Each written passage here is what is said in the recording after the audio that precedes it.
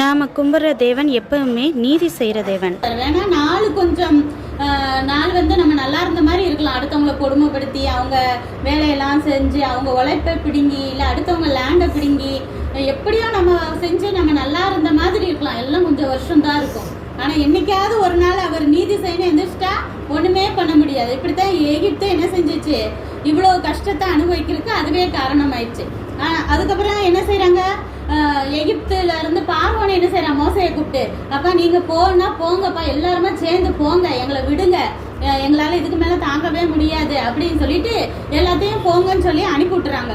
அப்ப எகிப்துல இருக்கிறவங்க கிட்ட எல்லாரும் என்ன செய்யறாங்க, இந்த அடிமையா இருந்தவங்கலாம் எங்களுக்கு வந்து கொடுங்க, வெள்ளி கொடுங்க, நல்ல வஸ்திரம் எல்லாம் கொடுங்க, ட்ரெஸ் எல்லாம் கொடுங்கன்னு சொன்னோன்னே அவங்க அப்பா எங்களை விட்டா போதும் அப்படின்னு சொல்லிட்டு எல்லாத்தையும் கொடுத்துட்டாங்க. ஏன்னா தேவன் வந்து அவங்க கண்கள்ல தயவு கிடைக்க வச்சாராம். தயவுனா அவங்க இறக்கப்பட்டே கொடுத்துட்டாங்க எல்லாத்தையும். அப்படியே கொள்ளையடிச்சிட்டாங்க எகிப்தியரை. இவங்க கொள்ளையடிக்கிற மாதிரி தேவன் பண்ணிட்டாரு. ஏன்னா அவங்களுக்கு சம்பளமே 430 வருஷமா கொடுக்கல. அப்ப முன்னோர்கள்ல இருந்து எல்லாரும் சும்மாதான் வேலை பார்த்துட்டு இருந்திருக்காங்க ஃப்ரீ. அப்ப அவங்களுக்கு வேணும்ல, அவங்களுக்கு ஊரை விட்டு போகும்போது அவங்களுக்குன்னு ஒரு உழைப்புக்கான பணம் வேணும்ல, அதை வந்து எல்லாமே கிடைக்க செய்யறாரு.